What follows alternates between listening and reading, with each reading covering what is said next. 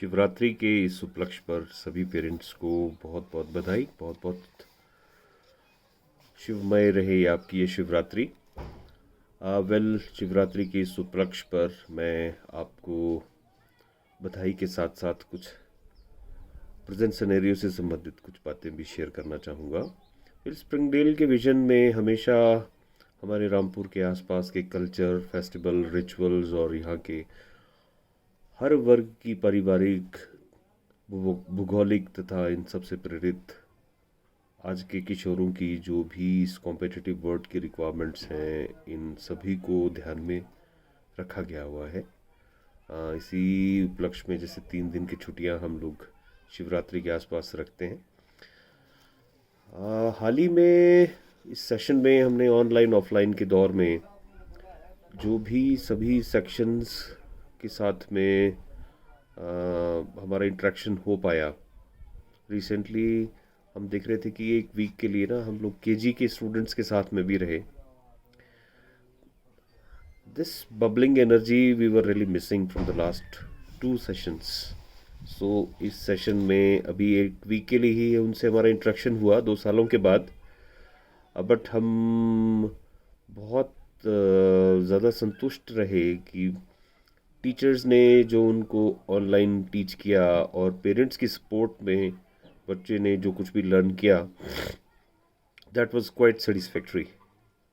बच्चों की learning gaps online भी उतना नहीं रहे and we were pretty sure कि एक वीक का जो हमारा इंटरेक्शन रहा उनसे एटलीस्ट बच्चों का नेक्स्ट सेशन की प्रेपरेशन को लेके जो माइंड सेट है वो क्लियर होगा। They will come with a very clear state of mind.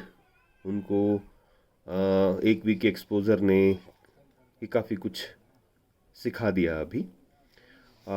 बाकी next rest of the sessions के साथ में हमारा जो कुछ भी अनुभव रहा उसको लेकर के काफ़ी पेरेंट्स की एक क्वेरी रही कि सर अब इनके एग्ज़ाम्स आप ऑनलाइन ही कराएं, ऑफलाइन ना करवाएं।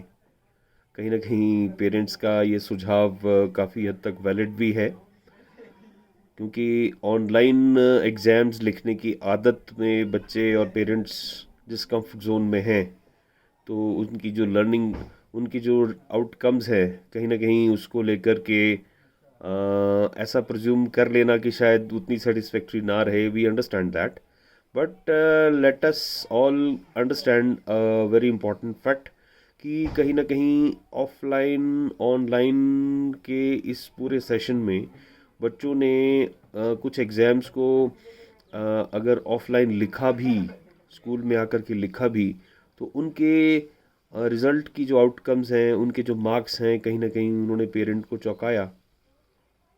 तो मैं यहाँ पे ये कहूँगा कि आप बच्चों को ऑफलाइन ही एग्ज़ाम होने दें।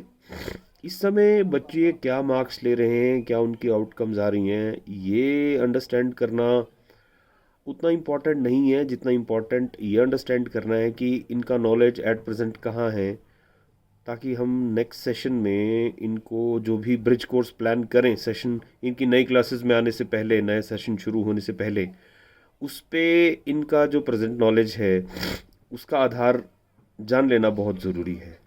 तो एग्ज़ाम हम ऑफलाइन करें, डोंट वरी अबाउट दैट। हम ऑफलाइन करते भी हैं कहीं ना कहीं।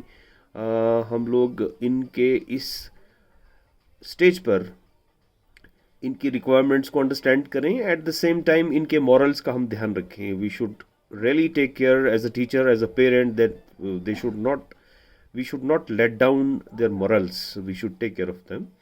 सो कहीं ना कहीं अभी ये ऑफलाइन ऑनलाइन का जो कॉम्बिनेशन पूरे सेशन चलता रहा, अब कहीं ना कहीं नेक्स्ट सेशन में ये चीज़ें हम फोर्स ही कर पा रहे हैं कि most of the things it will be offline now. अब स्कूल्स रेगुलाइज हो ही जाएंगे कम वक्त में। एंड इसके साथ में मैं एक चीज़ और यहाँ पे इंडिकेट करना चाहूँगा। बहुत सारे पेरेंट्स को हमारा जो प्रेजेंट सिनेरियो में हमने एल्गा इंट्रोड्यूस किया है, इसको लेके काफ़ी कन्फ्यूजन्स हैं। एल्गा अगेन एक इंग्लिश को हम लोग एक सब्जेक्ट की तरह नहीं देख रहे हैं, हम इसको English language and general awareness के साथ में हम एल्गा को लिंक कर रहे हैं।